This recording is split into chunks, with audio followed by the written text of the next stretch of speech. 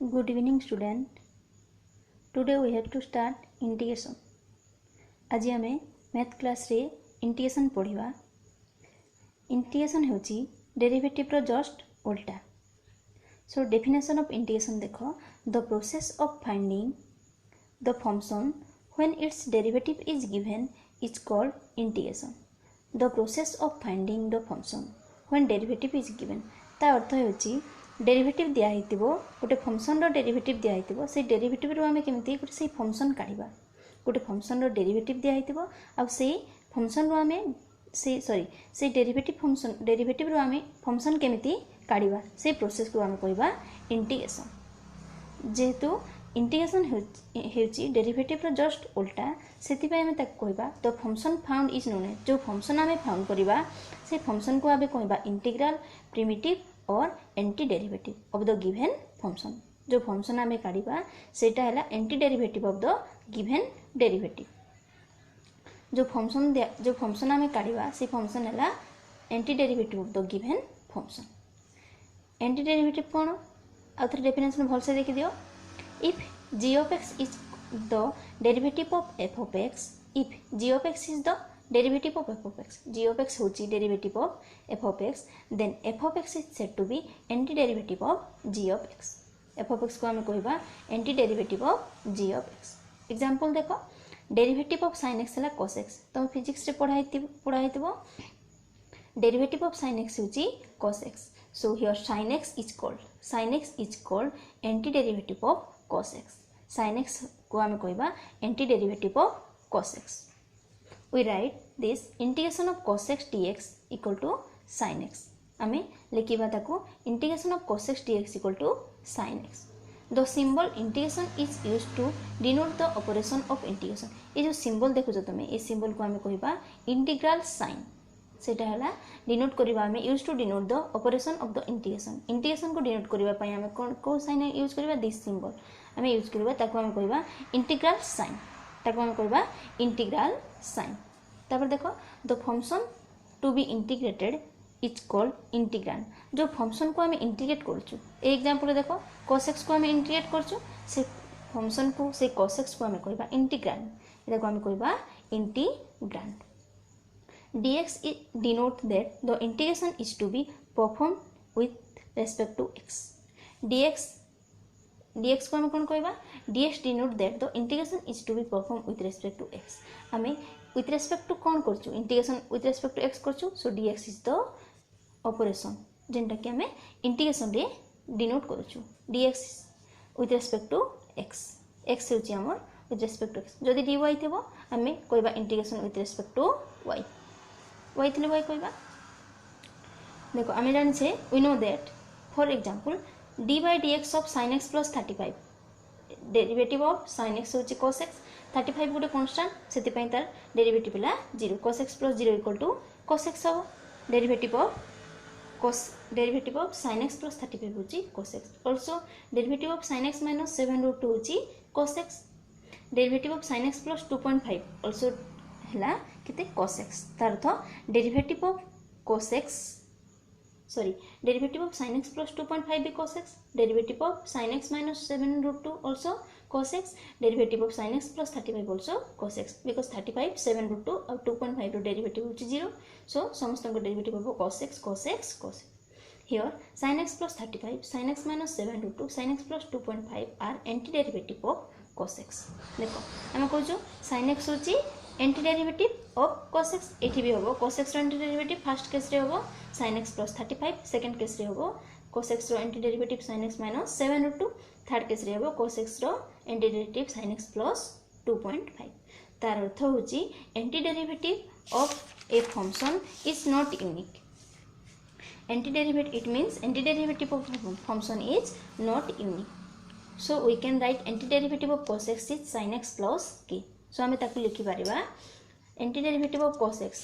एठी आमे कोन करथिले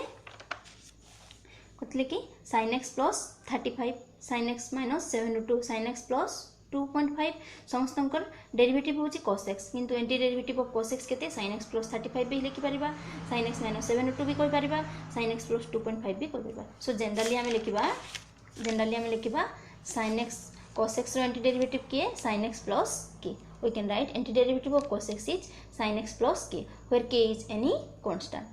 k होची गोटे any constant. तो देखो, if g of x is the derivative of f of x, if g of x is the derivative of f of x, also g of x is the derivative of f of x plus k. f of x plus k रो derivative जहाँ f of x रो derivative भी सैया. Then f of x plus k denotes the family of all antiderivative of g of x. जदि देखो g of x रो derivative f of x, then f of x is the antiderivative of g of x. Also f of x plus k is the antiderivative of g of x. So ताको आमे कहबा f of x plus k denotes the family of the all antiderivative of g of x.